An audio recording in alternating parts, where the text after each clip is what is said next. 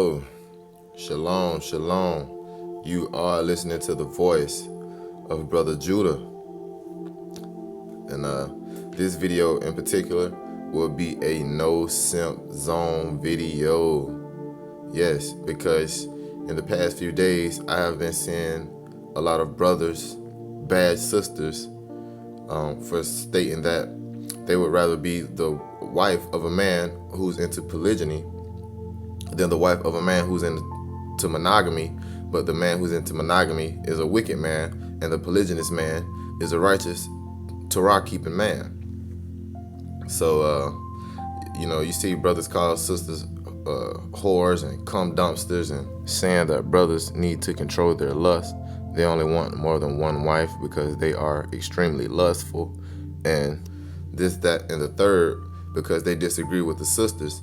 But in actuality, the term cum dumpster doesn't make any sense. It's multiple women, not multiple men. So you basically just have brothers simping it up, taking scriptures out of context, like 1 Corinthians chapter 7 and verse 2, 1 Timothy chapter 3 and verse 1 about being a bishop. Also, brothers are stating that it's impossible to take care of more than one woman in this captivity, not understanding that a family structure, everyone is supposed to take care of each other, not just the man supposed to be beating his back down, breaking his back, taking care of his woman. He's supposed to take care of each other. Of course, the man is the provider and the protector. But in a family structure, we take care of each other. And I mean, brothers are just doing the most. So, after seeing this and seeing our brothers degrade our sisters, and don't get it twisted, I'm not the one to necessarily take it easy on sisters, because our sisters definitely need some sharp rebuking. But calling them cum dumpsters and all of that, that's counterproductive, and it's petty. And to show that brothers, they truly don't have a level of wisdom. They may know some precepts, but they don't know discretion, they don't know wisdom. And it just shows a lack of patience. Brothers, we're supposed to be teachers. We are supposed to be teachers. And if you're calling yourself a teacher and you're trying to lead the masses, understand that people are looking at you. So it would behoove you, brothers, to actually back up and read some scriptures, continue to read scriptures. And what I'm getting at is reading scriptures in their proper context. Because if you're just reading what a man is telling you to read, it may come off plain until you have someone who actually shows you what the book was actually continuing to say. So brothers, we have to get this together. We have to get our attitudes together. We have to humble ourselves down, of course, to the Most High, and start teaching people in the spirit of the scriptures. So with all of that being said, let's get into it. Yeah. 1 Corinthians chapter 7 verse 2. Break it out. Nevertheless, to avoid fornication. Let's deal with what the Messiah said through the spirit of Paul.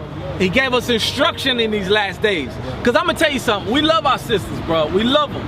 But a lot of our sisters have mental issues. Right, dealing with Stockholm syndrome. Right. Dealing with Willie Lynch. Right. Huh? Who? Nausea, like your stomach is. No, I said mental illnesses. Mental hang-ups. Yeah. America did not sit our people on the couch and give us debriefing therapy. 90% of our people in America suffer from PTSD, but it's dealing with from slavery and captivity. Right. But we have yet to get therapy from America for what happened. But the Lord in the last days gave the 1/3 the therapy. Right. You understand? The Lord gave the 1/3 the therapy to come back to the Heavenly Father and come back in your right mind. That's right. Right? Come on. Nevertheless, to avoid fornication. To avoid fornication, sexual lust. Avoid laying with multiple women to get a disease. Right. Come on. Let every man every man, come on, have his own wife. Have one wife. And let every woman have her own husband. You see that? Christ cleared that up right then and there. So the brother said that fornication was sleeping with more than one woman. Nevertheless, to avoid fornication. To avoid fornication, sexual lust. Avoid laying with multiple women to get a disease. Right. So let's deal with 1 Corinthians chapter 7 and verse 2. It's because on its face, that made total sense that a man should have his own wife, and he should do that to avoid fornication, sleeping with more than one woman. On its face, it makes total sense. So let's deal with it. It says, nevertheless, to avoid fornication, let every man have his own wife, and let every woman have her own husband. And that's the verse he just brought out. So let's deal with the term fornication. Well, first and foremost, this verse starts with the term nevertheless. So what does nevertheless mean? It means but, or it means anyways in a conversation. Think about it. So verse 1, he says, now, meaning, so let's talk about what we were talking about previously. So he says, now, concerning the things whereof ye wrote unto me, it is good for a man not to touch a woman. So Paul is saying, hell, to be honest, it's best for a man not to touch a woman at all. Then he says, nevertheless, so, but, to avoid fornication, or anyway, to avoid fornication, let every man have his own wife, and let every woman have her own husband. Now, as I previously stated, dude said that fornication was sleeping with more than one woman. So let's see. To avoid fornication. And the term is porneia in the Greek.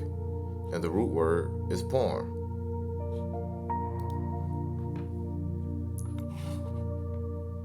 So fornication. Illicit sexual intercourse. Adultery. Fornication. Homosexuality. Lesbianism. Intercourse with animals. Sexual intercourse with close relatives. And it gives the scripture, Leviticus 18. Sexual intercourse with a divorced man or woman. Metaphor, the worship of idols, aka idolatry. So let's see what it's talking about in Leviticus chapter 18. And notice that it didn't say polygyny.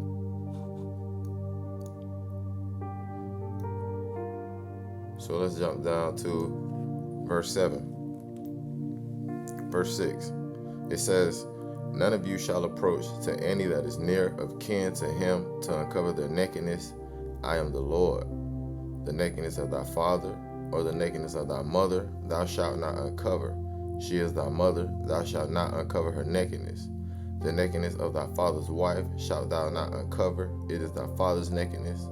The nakedness of thy sister, thy daughter, the daughter of thy father, or the daughter of thy mother, whether she be born at home or born abroad, even their nakedness thou shalt not uncover. The nakedness of thy son's daughter, or of thy daughter's daughter, even their nakedness thou shalt not uncover, for there is thine own nakedness. The nakedness of thy father's wife's daughter, begotten of thy father, she is thy sister. Thou shalt not uncover her nakedness.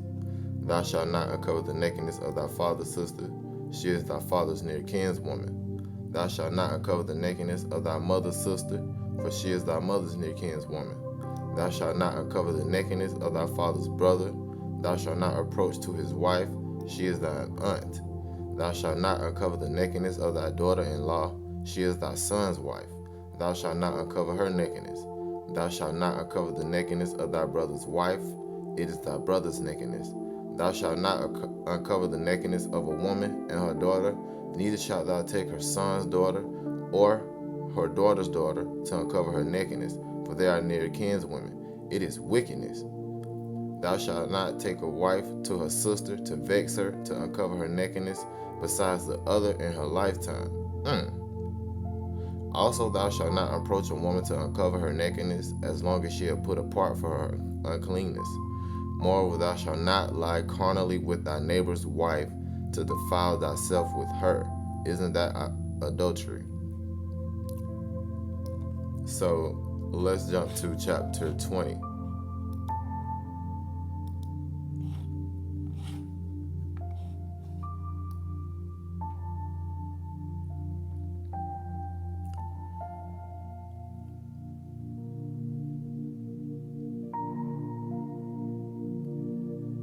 So verse 10, it says, "And the man that committeth adultery with another man's wife, even he that committeth adultery with his neighbor's wife, the adulterer and the adulteress shall surely be put to death. So that is adultery, sleeping with another man's wife." Verse 11, "And the man that lieth with his father's wife, have uncovered his father's nakedness, both of them shall be surely put to death. Their blood shall be put on them." So the point is that it's not saying anything about sleeping with more than one woman or having more than one wife. So let's jump back to 1 Corinthians chapter 7 and verse 2, because it's pretty clear that Paul is not talking about having more than one wife. It says, "Nevertheless, to avoid fornication." In verse 1, he said, "Now concerning the things whereof ye wrote unto me." So what is he getting at? What was written unto him?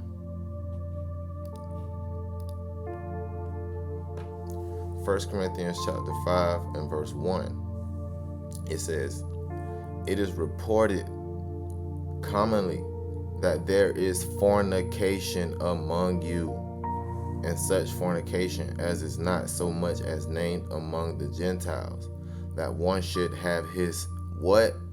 "Father's wife." Isn't that fornication? Didn't we read that in Leviticus 18?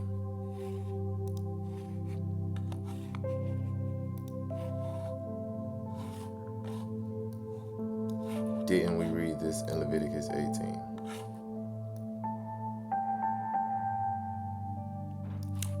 Leviticus 18 and verse 8. "The nakedness of thy father's wife shalt thou not uncover. It is thy father's nakedness."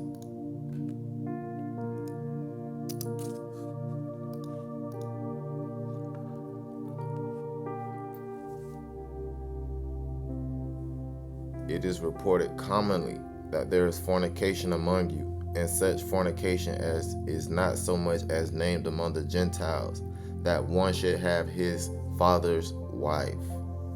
And ye are puffed up, and have not rather mourned that he have done this deed might be taken away from among you.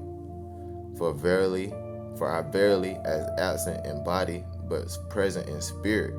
Because didn't Paul say, "Now concerning the things that you have written unto me"? Now he just said that he wasn't there. "Have judged already, as though I were present, concerning him that have done so this deed." So let's jump back to 1 Corinthians chapter 7 and verse 1.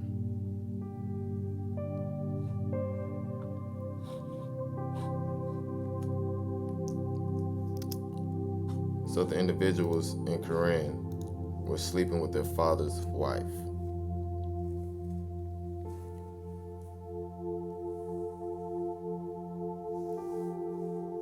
So it says, "Now concerning the things whereof ye wrote unto me, it is good for a man not to touch a woman.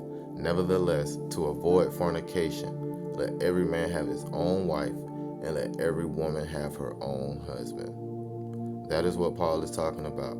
And the definition for fornication never said polygyny. He said, look, multiple wives ain't gonna work for you because you ain't in rulership. The black woman barely respect you at the house as it is. Right. You think you gonna have, when you come home from work and you got 3 women in the house, they gonna kick your ass. I'm just gonna tell you straight. They gonna be. Now, I want you to take a look at this. This brother said, when you come home from work, your 3 wives gonna kick your ass. Hey, brothers. Now, in the same breath, aren't they telling the so-called black man to get back in his proper role as the leader of the so-called black community. And then in the same breath, he's saying that he can't control more than one woman, or he can't be the head of more than one woman. Because truly what it is that brothers can't see themselves being the head of more than one woman in proper order. They can only see themselves doing it on the down low, having more than one woman, but lying to their woman about another woman instead of just telling his woman that he wants more than one woman. So they would say things like this and try to use the scriptures to justify it. But that is not what Paul is saying. So in a roundabout way, he's telling you that he can't be the head of more than one wife. He can only rule his house if he has one wife. When he comes home, his 3 wives are going to kick his ass. But brothers, there's nothing wrong with having more than one wife. And just because you can, don't mean you should. Do not get it twisted. If you don't believe that you can run your house in its proper order with more than one wife, then don't do it. You straight. They're gonna be fighting over who you gonna lay with first. And if you lay with one better than you lay with the other one, it's a problem. I'm telling you straight. First off, what one wife does in a bedroom with her husband is not the business of the other wife. And on the same token, what the other wife does in a bedroom with her husband is not the business of the other wife. So truly, brothers just have to learn how to run their household.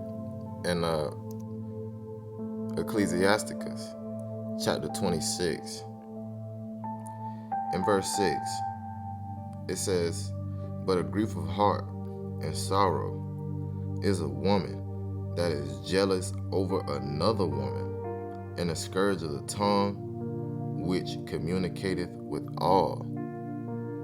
So what I'm getting at is, it's none of their business what goes down in the other bedroom. So this brother is just continuing to place his insecurities on the brother that he is so-called teaching to. And you, as being a man in your flesh, a carnal man, you can only get 1, maybe 2 orgasms at the most. I don't know. Maybe brothers taking Viagra around here. I'm just saying. It ain't gonna happen. You 24, right? Yeah, 24. I'm telling you, bro. I'm telling you with all surety, you cannot get more than 3 orgasms in one sitting. I'm telling you straight. I don't care if you're 24 or not. I'm just telling you straight. That's reality. You ain't, bro. If you got 3 wives, 4 wives at the house, you on your last leg. As soon as you lay with one wife, you tired. You like, I'm good. I'm going to sleep. Well, hold on. You have to slow down for me, because that would be violation of Torah. And this is a particular scripture that these brothers love to bring out, because every time they talk about seed, for some odd reason, or well, from what I've seen, they always bring it back to seed of copulation, when your seed can be descendants or your children. It doesn't necessarily have to be your sperm. So Leviticus chapter 15 and verse 16, it reads, "And if any man's seed of copulation go out from him, then he shall wash all his flesh in water, and be what? Unclean until the even." In verse 18, it says, "The woman also with whom the man shall allow his seed of copulation, they shall both bathe themselves in water, and be unclean until the even." So what this brother is saying does not match up with Torah, because once you have sex with one of your wives and you ejaculate, then you can't have sex with one of your other wives until the next day, because you're unclean until the next day. And it would be a sin to put your uncleanness on another individual. So, You know what I'm saying? Especially from captivity. You understand? Come on. 1 Corinthians 7 verse 2. "Nevertheless, to avoid fornication, let every man have his own wife. Have one wife. Come on. And every woman have her own husband. And have sisters have one husband. Don't be stupid and get caught up in these doctrines. Because the Lord know that our forefathers had multiple wives, and there's going to be a lot of wicked Israelites that's going to know that we have multiple wives. And what they do, they manipulated the scriptures, and they find simple sisters laden with sin to creep in their houses and beguile them. Well, check it. We've already established that Leviticus chapter 18 and verse 20 and Leviticus chapter 20 and verse 10 says that a man cannot sleep with another man's wife, and that a woman cannot sleep with a man who isn't her husband. So we already know that we practice polygyny and not polygamy. So brothers have to differentiate the two terms when they're talking about this topic, because polygamy is an umbrella of things, meaning a woman can have more than one husband and she can also have a wife, or vice versa with the man. So that's truly not a good argument. What the brother said, the woman can only have more than one husband, because we know that. We know that. If a sister wants a sister wife, how does that make her simple? Maybe that sister has enough confidence in herself and knowing her role and knowing that her relationship and her bond and connection is knit tight with her husband, to the point that she's not insecure, nor is she jealous. So why does a sister have to be simple? And why does a brother have to beguile the sister? We can just tell the truth. This is what you call beguiling. All right? Come on. Verse 3. Let the husband render unto the wife due benevolence. That means that you got to give your wife a lot of sex. You got to be able to give your wife the amount of sex that'll satisfy her. So if you got 2-3 wives, you're gonna break this law if you can't sleep with all 3 of them every night. Dude. This man said that means you have to give her a lot of sex. You have to sleep with her every night. And if you got 2-3 wives, you got to sleep with them every night. So chapter 7 and verse 3, it says, let the husband render unto the wife due benevolence, and likewise also the wife unto the husband. So let's see what this term benevolence means.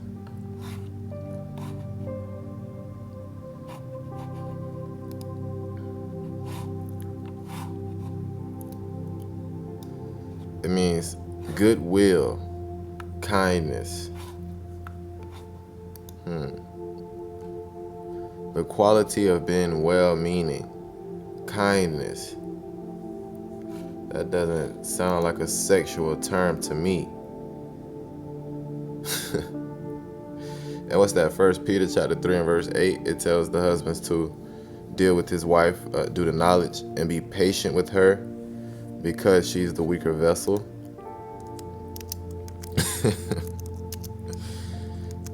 Brothers, you gotta watch out, man. My bad, it's verse 7. It says, likewise, ye husbands, dwell with them according to knowledge, giving honor unto the wife as unto the weaker vessel. So honor that she is the weaker vessel, and as being heirs together of the grace of life, that your prayers be not hindered. So, bruh, I'm just not following you, bruh. Because you better give a due benevolence, meaning a lot of sex. Satisfied sex, all right? Sex to right, exactly. So this is the point. In these last days, we have to be mindful. Give me that one, I believe it's John 15, yeah, my friend, what's that? John 14, 15? Gotcha. 15, 14, that's the one I want. Yeah, because I was telling my, like you said, that, you know, like having 3 women, especially as a black man in America, you know, that's trouble because we're not in rulership. Right. Because I was telling her basically parts of that, like, you know, how black women are, because it's about jealousy and clinginess.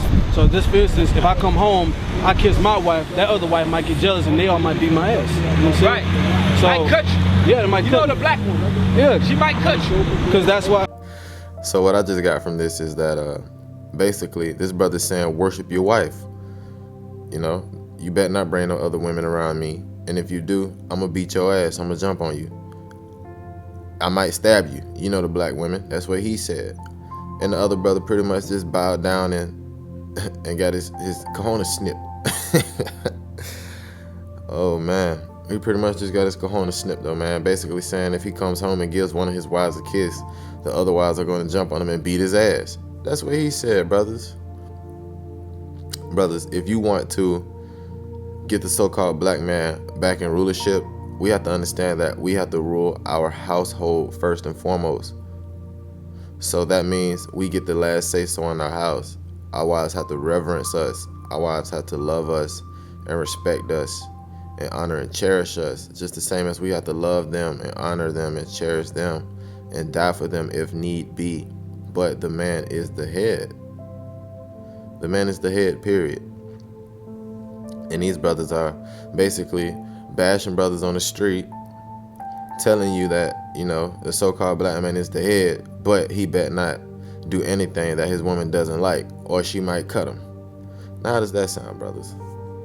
So, brothers, I don't know this brother. I deleted my Twitter a while ago. A sister actually sent this to me. And this brother has 16.6K followers. And he is with the camp that we were just previously looking at. And it's no knock against the brother. I have love for all of the brothers. But if you're with that camp, obviously you're pushing that doctrine. And like I said, it's no knock against the brother. But brother, a lot of people can see your bullshit. So with that being said, let's get to it. So right here, a sister says, I'd rather be one of multiple wives to a righteous husband than a wife to a wicked husband. Bet you won't steal my post. And you know, sisters just have to be petty or whatnot. So the brother quoted the tweet and said, you are just a cum bucket. Yo. Man said, you just a cum bucket. Christ said one wife for a reason. But no, y'all don't listen to Christ. Man called this woman a cum bucket because she said she'd rather be a wife to a righteous polygynous man to a wicked monogamous man. And doesn't this camp teach monogamy? And look how they talk to the sisters. That's crazy. Brothers, if you don't agree with something the sister says, just leave her alone. You know, it's our job to be teaching the women in our life, i.e. our mom, our grandmom, our wives, our sister, if they're willing to listen, if they don't have a husband, because they should be listening to their head. But, you know, so on and so forth, the women that are close to us in our life. But when it comes to just reaching out to random sisters, no. So, another brother said, I don't know why multiple wives is such a stumbling block for dumb people. Okay, so he meant some people. We aren't ruling anything, let alone have any inheritance that warrants multiple wives. And this brother quoted that and said, lust. So, according to you, brother, and your camp, every brother that wants more than one wife is strictly because of lust. That's it, huh? Just lust. I got you. So another brother commented and said, King David wives were whores. And the brother quoted that tweet and said, King David was in rulership. When we get rulership, then we're allowed multiple wives. As of right now, Christ said one wife. We are not ready as of now. So did Christ really say one wife? Is that really what Christ said? Well, we're about to get into it. So this is the scripture that brothers love to run to, 1 Timothy chapter 3. And it starts off in verse 1 by saying that this is a true saying. If a man desire the office of a bishop, he desireth a good work. A bishop must then be blameless, the husband of one wife, vigilant, sober, of good behavior, given to hospitality, apt to teach. So a bishop has to be all of these things, and he has to know how to teach, right? Not given to wine, no striker, not greedy of filthy lucre, but patient, not a brawler, not covetous, one that ruleth well his own house, having his children in subjection with all gravity. For if a man know not how to rule his own house, how shall he take care of the church of God? Not a novice, lest being lifted up with pride, he fall into condemnation of the devil. So brothers would love to run to this scripture and say, brother, you have to be blameless. A bishop got to be blameless. You got to have one wife, bro. But what if I don't want to be a bishop? Verse 1 says, if a man desireth the office of a bishop. What if I'm just a brother? Then what? So Philippians chapter 2, verse 3, it says, let nothing be done through strife or vainglory, but in lowliness of mind, let each esteem other better than themselves. Verse 5, let this mind be in you, which was also in Yahushua HaMashiach, aka Christ Jesus, who being in the form of God, thought it not robbery to be equal with God, but made himself of no reputation, and took upon him the form of a servant, and was made in the likeness of men. And being found in fashion as a man, he humbled himself, and he became obedient unto death, even the death of the cross. Wherefore the Most High also hath highly exalted him, and given him a name which is above every name, that at the name of Yahushua every name should bow, of things in heaven, and things in earth, and things under the earth, and that every tongue should confess that Jesus Christ is Lord, to the glory of God the Father. Wherefore, my beloved, as ye have always obeyed, not as in my presence only, but now much more in my absence, work out your own salvation with fear and trembling. For it is the Most High which worketh in you, both to will and to do his good pleasure. Do all things without murmurings and disputings, that ye may be what? Blameless and harmless, the sons of God, without rebuke, in the midst of a crooked and perverse nation, among whom ye shine as what? Lights in the world. So, brothers, if you're bowing down your knee to the Hamashiach Yahushua and confessing that he is Lord, to glory of the Most High the Father, and doing all things without murmurs and disputings, bruh, you do not have to be a bishop to be blameless. And then it says, among whom ye shine as lights in the world, in the midst of a crooked and perverse nation.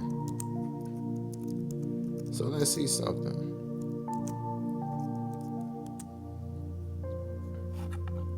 Matthew chapter 5, verse 14. It says, ye are the light of the world. A city that is set on a hill cannot be hid. And verse 16 says, let your light shine so bright before men, that they may see your good works and glorify your Father which is in heaven. Now Proverbs 6 and 23. I'm going IUIC's way. They love to go to Proverbs 6 and 23 after they bring out that script about ye are the light of the world. Let your light so shine.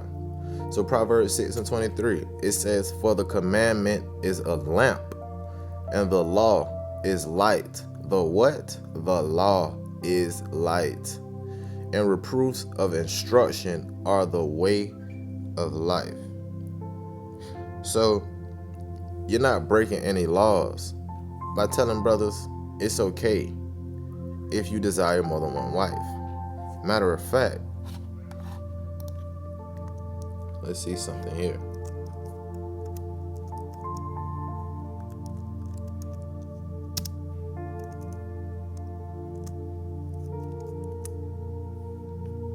Deuteronomy chapter 21 and verse 15 says, if a man have two wives, one beloved and another hated, and they have borne him children, both the beloved and the hated, and if the firstborn son be hers that was hated, then it shall be, when he maketh his sons to inherit that which he have, that he may not make the son of the beloved firstborn before the son of the hated, which is indeed the firstborn.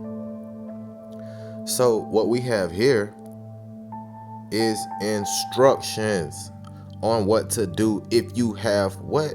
Two wives, brothers. That is the law. Now watch this. And I'm not done with blameless. Don't get it twisted. I'm not done with blameless. Matthew 5 and 17. Think not. The first two words are think not. Think not that I am come to destroy the law or the prophets. I am not come to destroy, but to fulfill. For verily I say unto you, till heaven and earth pass, one jot or one tittle shall in no wise pass from the law, till all be fulfilled. Bruh, the law is not done away with. The Most High in the Torah gives instructions, laws on how to deal with more than one wife. Period. But like I said, I'm not done with blameless. So let's see.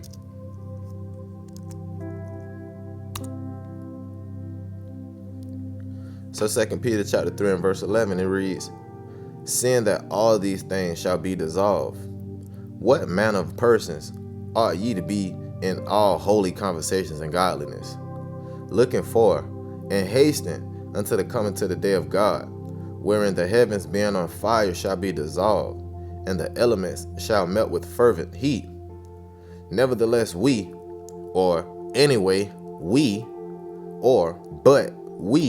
according to his promise, look for new heavens and a new earth, wherein dwelleth righteousness. Wherefore, beloved, seeing that ye look for such things, be diligent that ye may be found of him in peace, without spot. And what? Blameless, brothers. Blameless, man.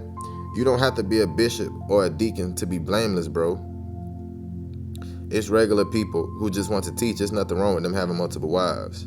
So Romans chapter 15 and verse 4, it says, for whatsoever things were written aforetime were written for our learning, that we through patience and comfort of the scriptures might have hope.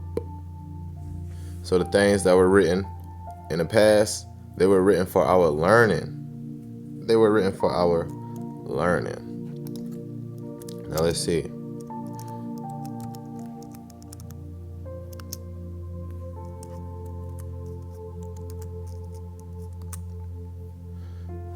So 2 Timothy chapter 3 and verse 16, it says, all scripture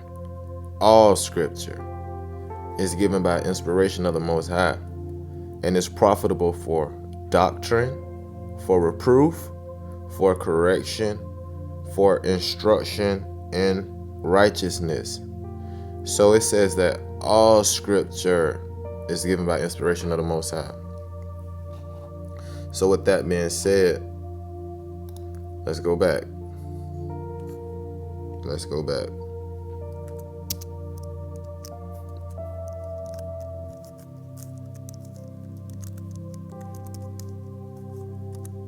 Matter of fact,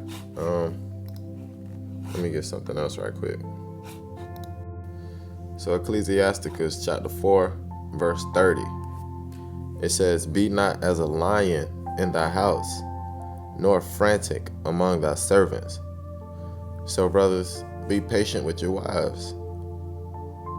Don't be a lion in your house. You don't have to be rude or be jerks or, yell to get what you want. Of course you're going to have disagreements and little spats here and there, but nobody should be disrespecting each other. Nobody should be putting their hands on each other. Be not as a lion in thy house. So don't be a lion in your house, brother.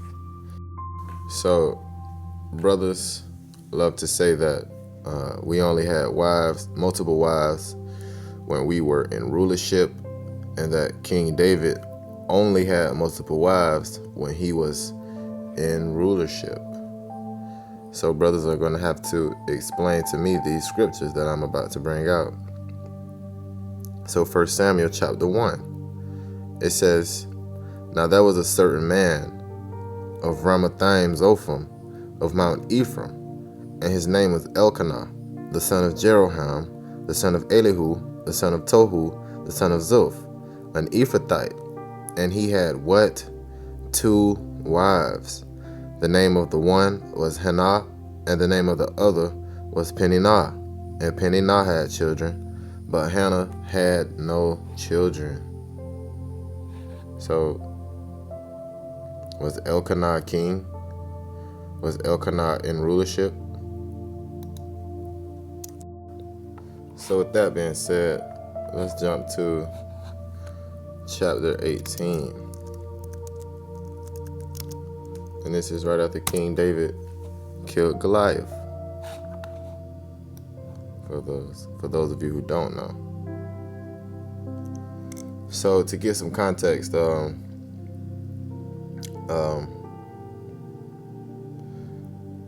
after they killed Goliath, once they came back to the city, all the women started to come out and give celebration to Saul and David.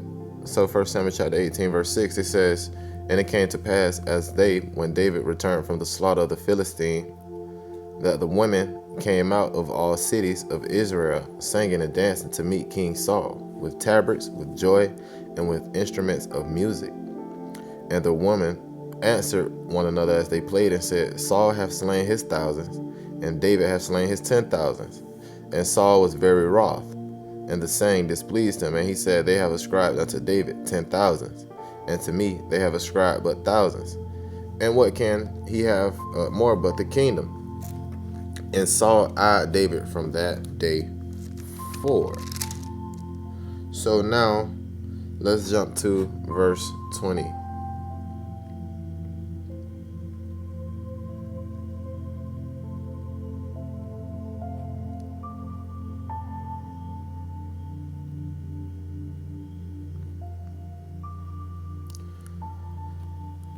So verse 20, it says, And Michal, Saul's daughter, loved David, and they told Saul, and the thing displeased him. And Saul said, I will give him her, that she may be a snare to him, and that the hand of the Philistines may be against him. Wherefore Saul said to David, Thou shalt this day be my son-in-law, in the one of the twine. So verse 22. It says, And Saul commanded his servants, saying, Commune with David secretly, and behold, the king hath delight in thee, and all his servants love thee. Now therefore be the king's son-in-law. And Saul's servant spake those words in the ears of David. And David said, Seemeth it to you a light thing to be a king's son-in-law, seeing that I am a what? A poor man, and lightly esteemed. So brothers always love to, pretty much just speak on King David as if King David was just always the king, or if he was just always rich. But no, King David just told you plain and clear that he was a poor man at first, right? Right. And if we back up to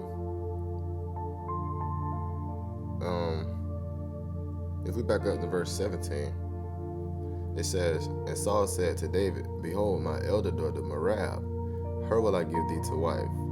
Only be thou valiant for me, and fight the Lord's battles. For Saul said, Let not my hand be upon him, but let the hand of the Philistines be upon him.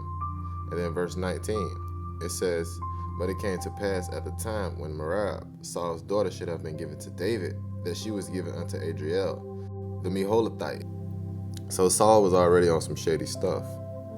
So once he saw that Michal loved David, watch what he does. So verse 25, it says, And Saul said, Thus shall ye say to David, The king desireth not any dowry.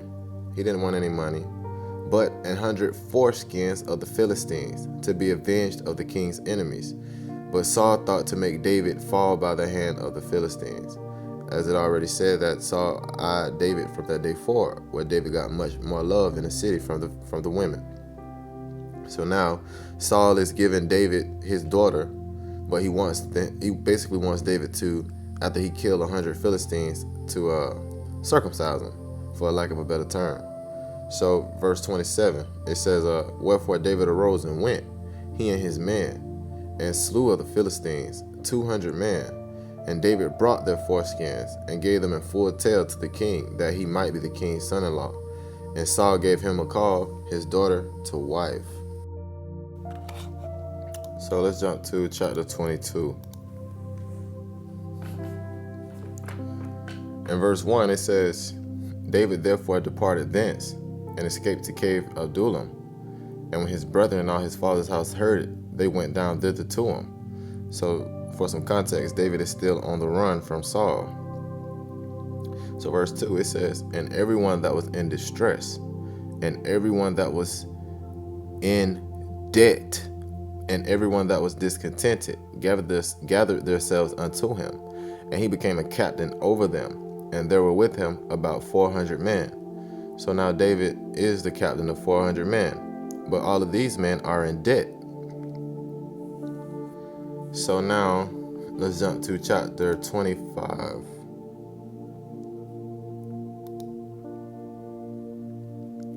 And let's see something.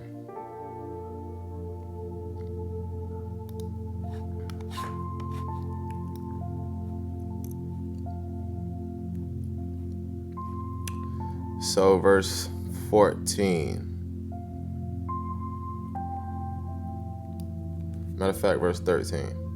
So it says, so basically David sent his young man to a man named Nabal. And they were basically asking for some things that they can feed themselves, because they didn't have the money to do it. So Nabal pretty much turned them away. So verse 13, it says, and David said unto his men, gird ye on every man his sword. And they girded on every man his sword, and David also girded on his sword. And there went up after David about 400 men, and 200 abode by the stuff. But one of the young men told Abigail, Nabal's wife, saying, behold, David sent messengers out of the wilderness to salute our masters. And he railed on them.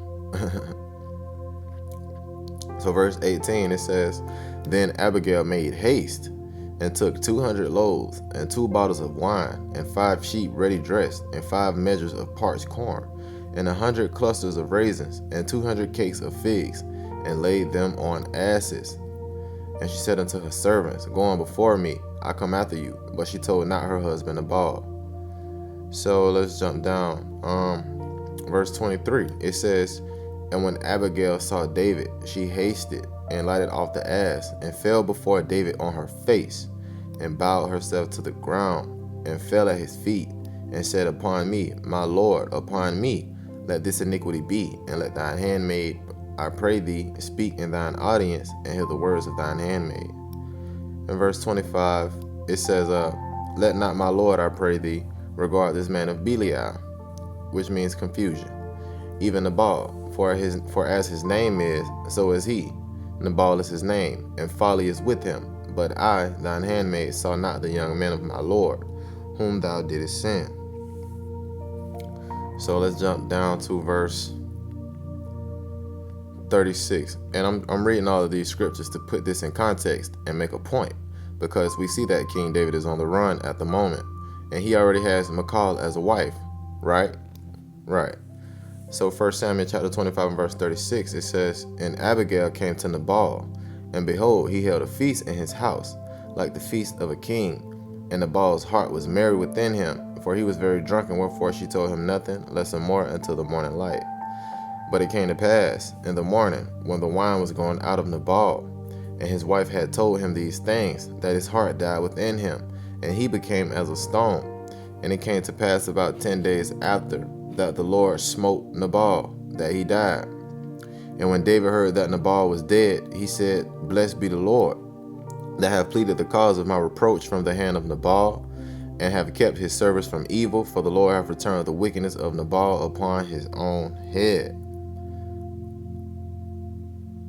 And David sent and communed with Abigail to take her to him to wife. But David's a poor man, and he's already married to Michal, right? So, verse 40, and it says, and when the servants of David were come to Abigail to Carmel, they spake unto her, saying, David sent us to thee to take thee to him to wife. And then verse 42, it says, and Abigail hasted and arose and rode upon an ass with 5 damsels of hers that went after her. And she went after messengers of David and became his wife. David also took Ahinoam of Jezreel, and they were both of them his wives. But Saul had given Michal his daughter, David's wife, to Phalti, the son of Laish, which was of Galilee. So Saul is still on some slimy stuff. But we see that King David was a poor man on the run, and he still had 2 wives, aka he was not in rulership. He was not the king yet. He was a poor man, brothers, and his men was in debt. So do not let brothers run the game on you. So let's jump to chapter 30. And we're going to see that the Amalekites came in and basically took captives. So verse 1, it says, and it came to pass when David and his men were come to Ziklag on the 3rd day that the Amalekites had invaded the south in Ziklag and smitten Ziklag and burnt it with fire, and had taken the women captives that were therein. They slew not any, either great or small, but carried them away and went on their way. So verse 5, it says, and David's 2 wives were taken captive, Anahaim the Jezreelitess, and Abigail, the wife of Nabal the Carmelite. And David was greatly distressed, for the people spake of stoning him, because the soul of all the people was grieved, every man for his sons and for his daughters. But David encouraged himself in the Lord his power. So let's jump to verse 18. Well, verse 17. It says, matter of fact, let me get the context, because I love the context when he found the Egyptian. So verse 10, it says, but David pursued, he and 400 men, for 200 abode behind, which were so faint that they could not go over the brook Besor. And they found an Egyptian in the field, and brought him to David, and gave him bread, and he did eat. And they made him drink water, and they gave him a piece of cake figs, and 2 clusters of raisins. And when he had eaten, his spirit came again to him, for he had eaten no bread, nor drunk any water, 3 days and 3 nights. And David said to him, to whom belongest thou, and whence art thou? And he said, I am a young man of Egypt, servant to an Amalekite, and my master left me, because 3 days agone I fell sick. So verse 15, it says, and David said to him, canst thou bring me down to this company? And he said, swear unto me by God, that thou would neither kill me, nor deliver me into the hands of my master, and I would bring thee down to this company. So now we see in verse 16 that the Egyptian brought David down. So verse 17, it says, and David smote them from the twilight, even unto the evening of the next day. So David getting his murk on. And there escaped not a man of them, save 400 young men which rode upon the camels. Now watch this. And David recovered all the Amalekites had carried away. And David rescued his 2 wives. So yes, bro.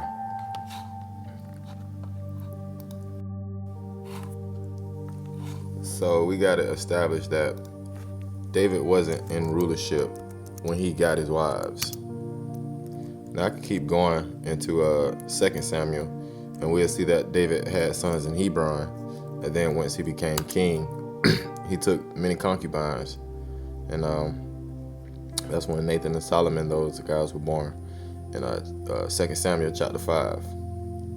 But anyway, so Judges chapter 8 in verse 30, it says, and Gideon had 70 sons of his body begotten, for he had many wives. And his concubine that was in Shechem, she also bare him a son, whose name he called Abimelech. So now, I want to deal with lust again, because brothers love to say that if you want more than one wife, it's because you cannot control your lust. So let's see something. So are you brothers saying that the patriarch, the OG triple OG, OG triple triple, was a lustful man? Is that what you brothers saying? So Genesis chapter 25 and verse 6, it says, but unto the sons of the concubines which Abraham had, Abraham gave gifts and sent them away from Isaac his son while he yet lived eastward unto the east country. So Abraham had concubines. So are you brothers saying Abraham, the friend of God, was a lustful man? Huh? Matter of fact, let's get it. James chapter 2 and verse 23. Let's get it.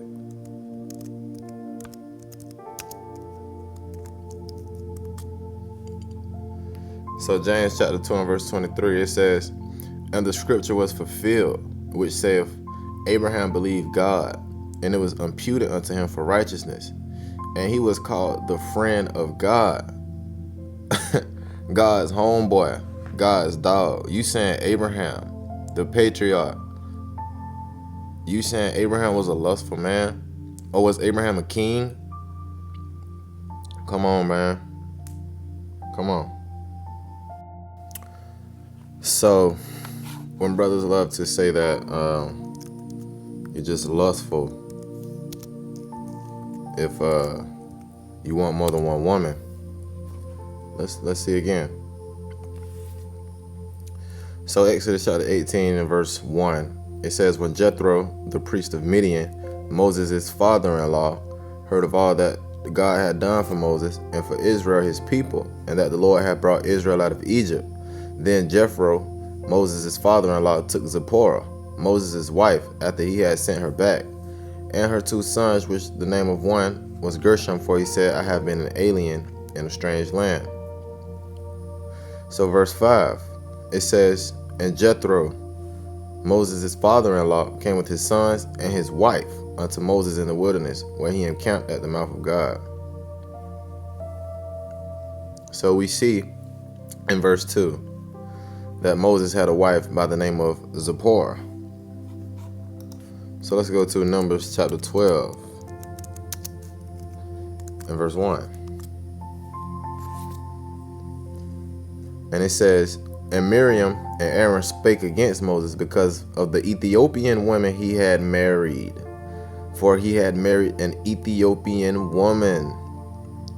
So are you brothers going to sit here and tell me that Moses, the individual who wrote the Torah, who wrote about Adam and Eve, Moses, him and his 2 wives, are you going to say that Moses was a lustful man? Is that where you brothers are going to take it next? Yo.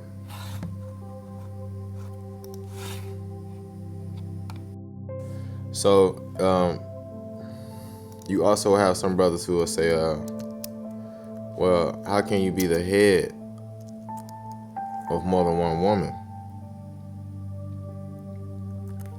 And that's pretty easy to knock down. Because who is our head? Matter of fact, let me get it.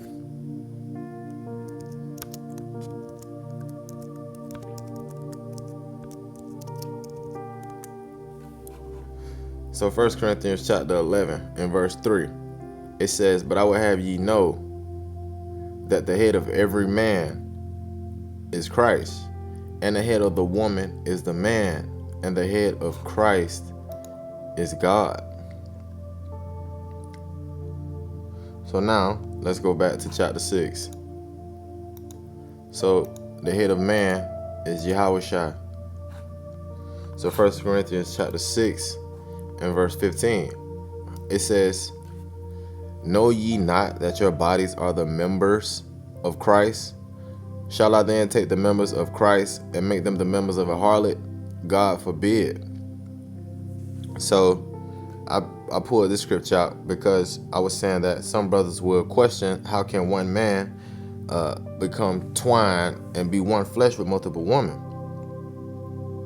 But Christ is our spiritual head, and we make up the body.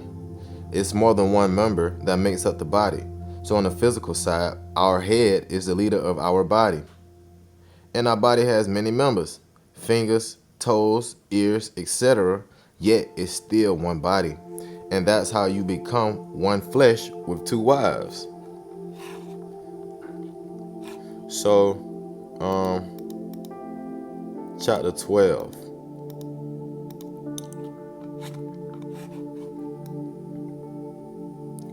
Chapter 12 and verse 12. It says, "For as the body is one, and have many members, and all the members of that one body, being many, are one body, so also is Christ. For by one Spirit are we all baptized into one body, whether we be Jews or Gentiles, whether we be bond or free, and have been all made to drink into one Spirit. For the body is not one member, but many." So our body has many members. So you can be the head of more than one woman, bro. So now let's go back to where I wanted to go. 2 Chronicles, chapter 11.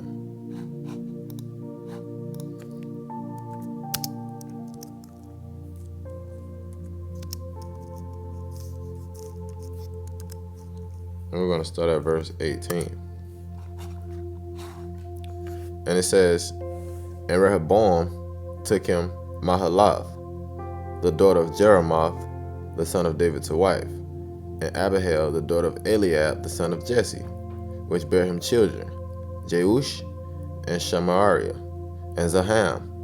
And after her he took Maachah, the daughter of Absalom, which bare him Abihah, and Attai, and Zizah, and Shelemith. And Rehoboam loved Maachah, the daughter of Absalom, above all his wives and his concubines. For he took 18 wives and 80 concubines, and begat 28 sons and 80 daughters." So we see Rehoboam was getting it in. He was getting it in. So verse 23, it says, "And he dealt wisely, and dispersed all of his children throughout all of the countries of Judah and Benjamin, unto every fenced city, and he gave them victual in abundance. And he what? Desired many wives." So brothers, if you desire more than one wife, bruh, you can have more than one wife. Period. I don't want brothers to take this video and be like, "Oh man, I can have more than one wife, so I just want a bunch of women." No, I'm not saying that. And as I previously stated in the video, just because you can, don't mean you should. I mean, first off, we have to understand that we are in captivity. And we have to understand that most of our sisters, they don't necessarily agree with polygyny. The first place their mind goes to is sex. Oh, I'm sharing a penis. Oh, I'm sharing my man. And they don't understand that this is building the nation. This is better for us financially. It's better for you emotionally, because you have a sister. Say for instance, a sister has a child, and on certain days she's sick or whatever. Now you have a sister who can help you out, or whatever, or vice versa. Or say your man isn't in the mood to do something like go out or go to the store with you, then you always have your sister, and you never have to go somewhere by yourself because you always have your sister. So, I understand that most brothers give polygyny a bad name because the way they introduce it, and a lot of sisters are just not for it, especially a lot of young sisters. Like, I'm only 26, so our generation is pretty tough to introduce this concept to. But brothers, we have to be honest. We have to tell the truth. Just because you can have more than one woman don't mean you should. You should be able to provide for yourself first and foremost before you think about providing for one woman, let alone 2 or 3 or 4 women. So With that being said, I hope you brothers got some edification. This is the voice of your boy, Brother Judah. Yo. Shalom, sisters. Shalom, YouTube. This is Sister T, and welcome again to The Rock. Okay, I'm just here to make a short video, hopefully, answering some questions, okay? I got quite a few, and I'm only going to answer 2 of them today. So I've gotten questions about, since my last polygyny video of, married women asking me why would I participate, or why am I participating in my husband finding another wife? Like, what wife does that, right? And also, do I get along well with other sisters? And as I inquire, some of the women are afraid to really participate when it comes to their husbands finding a second wife. They don't really want to participate. They're just kind of accepting it and just going along with it more than they are participating in. And they want to know, well, why would I want to participate? And I'm wondering, why wouldn't they want to participate? Ultimately, if my master desire to find another wife by himself, that's fine as well. Whatever he wants to do. But if he desires for me to participate, then I want to participate. One of the things that, I do like about being a part of it is because I am his helpmeet. And I am supposed to help meet his needs and help him, as as Yah, is giving him a vision. He tells me what he wants me to do, how I fit, and my role in his vision. And I try to fulfill that. I'm not okay with barely getting by. I want to fulfill it, and I want to fulfill it happily. And one of the things that you daughters of Zion may not know, or you other sisters may not know sometimes, is, with polygyny, it's one of those areas, because we were not taught and raised polygynous, and because we've already been taught to fear, be jealous, be envious, compare ourselves and things like that. Now that polygyny is brought forth, a lot of us, we are still fearful. We know that we still have these things going on inside of us, these emotions and things that, that we don't know how to handle. So we get kind of fearful. We get secluded, but for me, one of the parts when I started accepting and learning that polygyny was correct, that it was biblical, that it was still marriage, that Yah did not call it sin, that in fact a lot of the patriarchs were polygynous men. Like, once I got that full understanding, once I really got it, I desired, okay, whatever Yah has for my family, that's what I'm going to do. And if it was polygyny, then I was going to do it, and I was going to do it well. I've already put myself in position to, and let it be known, I want to be the best sister wife possible. I want to put my all into this. Once I got that clear understanding, I started to lose that feeling of where you feel uncomfortable. I started to have less and less fears. When I started to do my role, and the more and more I started to do more of my role and get an understanding and do better and just strive for better, I started to have less fear of another woman coming in, and it became more of one of those things like, that's my sister out there. That's, someone that I love. That's someone that I want to have something more than what us women have had, especially women of color. We've always lacked. We've always not had something. I mean, just the stories I hear today, I was in tears recently of some stories that I've heard of women out there, because there's a lot of single women out there, and I can't believe how many people have the same story that I have, or some cases worse, or whatever. But I don't know how many of us sisters are alone. I don't know how many of us sisters have been molested. I don't know how many of us sisters who've been through sort of trauma, abuse, who's been taught wrong, who's just been neglected. I don't know how many of us sisters have those same testimonies, but a lot of us apparently do. And so, some of us, we are just lost. We need direction. And that's what polygyny sometimes is all about. It provides, it opens up another door of opportunity for a woman to have a head to have direction in her life, especially after all the things she's been through, after the trauma, whatever. And sometimes we just lack a direction. Sometimes we don't know what we're supposed to be, what we're supposed to do, and sometimes we just want to be a part of something. We truly want to serve Yah as well, but we want to be a part of something. Sometimes we need that direction, and sometimes we just need to know that we are loved. And that is something I have been developing over the years.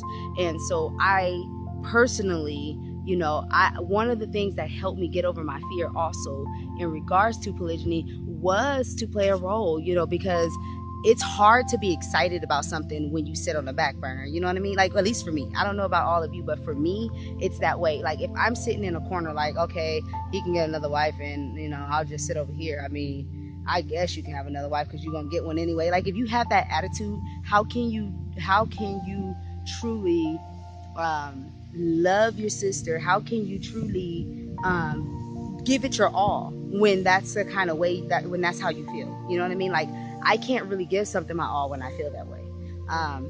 But when I'm involved, even if I have a little fear, even if I have a little bit of like, I don't know how this is gonna go, when I'm, a part of it in some sort of way, when I get to hear that sister's voice, when I get to hear her excitement to be able to be covered, I feel good. I really feel good. Like, wow, like this is something personal for you. Like, this is important to you. This is something that can really make a difference in your life, and that's special to me. When I can play that role, sometimes a sister, when they come to you, when they come and they're humble themselves, and when they're there for the right motives, can change the way you feel about the situation.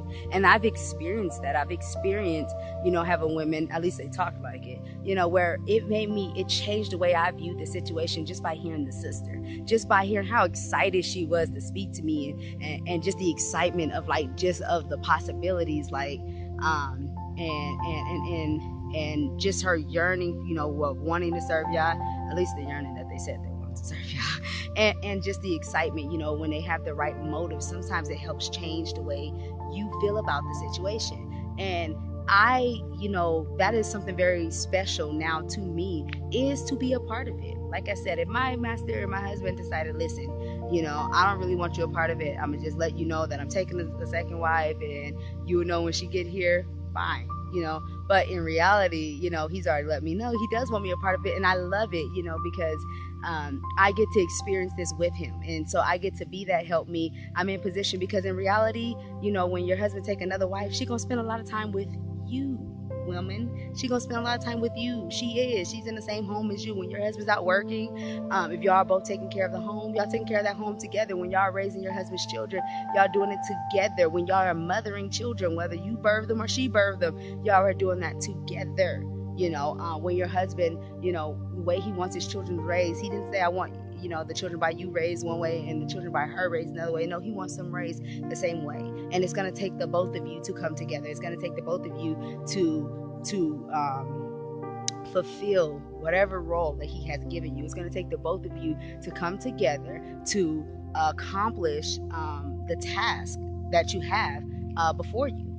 It's going to take the both of you. It's going to take the both of you to help one another, because constantly the enemy don't stop. The enemy don't stop coming. Challenges don't stop coming. And sometimes, there's so many sisters who's always saying that I'm so alone. I'm so lonely. You're so lonely, you're so alone. Well, now you have a sister. You don't have to be alone. You don't have to tackle every burden, every challenge by yourself. You know what I mean? So some sisters don't know what they're missing out on. If you already know your husband is going to be polygynous, he has let this be known to you, don't run from it. Face your fear. Deal with it, because at the end of the day, it will bless you. At least in my opinion, in my humble opinion, sisters. I will not put this on you for you to take, but at least consider it. Too many sisters tell me for sure how alone they are, how sometimes it gets hard, how their husband don't understand this, and how your husband don't understand the stress you go to, or how he can't be there for you sometimes the way you need him to be because he's a man. Well, when you have another sister there, she can be. It is a beautiful thing to be able to do these things together. You know, you don't have that I'm so alone, I'm so lonely. You know, one thing, you know, I'm going to say something to you all that Mother Gina has said, that she was just filled with so much wisdom. That woman is, she has so much wisdom. And I love when she told me this, because I'm family oriented. Me personally, I love family. I was one who, before the faith or whatever, when I had a best friend, you know, I loved being around my best friend like all the time. I loved when she was always around me. You know, and she got on my nerves. She got on my nerves, y'all. But I still loved her around. Like, it was awesome always having her around. When I'm cleaning the kitchen, I used to love her to be right there, just chatting to me, just talk to me, you know, while we clean and while we do things. Like, I loved it. And then when I got married, you know, because, you know, we didn't live the same, and because, you know, when you get married and everything like that, your friends, you push them kind of more away, because now it's about your husband and yourself, and plus they kind of just can't just be that third wheel. And so we got further and further apart. But, you know, I loved having my friend there, but because she didn't live like we did, she didn't believe like we believe, and my husband, you know, felt like she was not a good influence on me, you know, eventually that friendship did end. And one thing that Dr. Gina Murray brought wisdom on, and she said, you know, sisters can only be as close to another sister as the husband is to the man. So she might have said it way better than that, but I'm just going to try to say it the best way I can remember it. I remember she did an interview, and she talked about, you know, if your husband is friends with another brother, he has a wife, that's probably one of the sisters that you can be, you know, the closest to. But there's no closer sisterhood than in a polygynous marriage, because when your husband is married to that other sister, she ain't going nowhere. So you don't lose no friends. I don't know how many times since in this space, 7 years, and I've made friends and or their sisters that I just enjoyed their company. I enjoyed talking to them. But because my husband and their husband was not close, or they were leading their families in different directions, our friendship, you know, started to splinter. You know, we were talking less and less. And although I really liked the sister may have really liked me, our husbands were going two different directions. So our friendship would end, and I would feel kind of low, like, man, I really liked her. I enjoyed that conversation. But in reality, you know, I want to get close and personal with a sister, you know, and with sisters. That's why I like the idea of community. I mean, because you get close, you get personal, and that's one of the things I love. So there's no closer friendship you're going to have than in a polygynous marriage. And then second, closest friendship you're going to have is in sisterhood would be those on the same, if you know, believe in community, those on the same community as you. Those are the two closest friendships you're going to have with another sister. So for me personally, you know, I cherish the idea and the fact that I can play that role in helping my husband find another wife, because that's going to be my close friend, my close sister. That's going to be the one that when my husband can't do certain things, when I'm pregnant, I mean, I've already carried lots of babies, you know what I'm saying? And I'm always getting pregnant. But, you know, I remember those times being tired and just, you know, needing some time to just be like, I need to rest a little longer today. But I have so many children that I gotta keep going. But that's where a sister can be as supportive, support me in that area and help me out, and me likewise do the same for her. You know, it's just not a one-way thing. It's not her doing things for me and I'm not doing anything for her. We're doing it for one another while we're still pleasing and taking care of the husband that we have together. So Shalom, sisters. Okay, so I was recording and then my video shut off in the middle of me talking. What? Anyways, we were in the middle talking about polygyny, and I was explaining why I would help my husband find another wife for our family. But all in all, I think I've pretty much covered, you know, my perspective on helping my husband find another wife. And so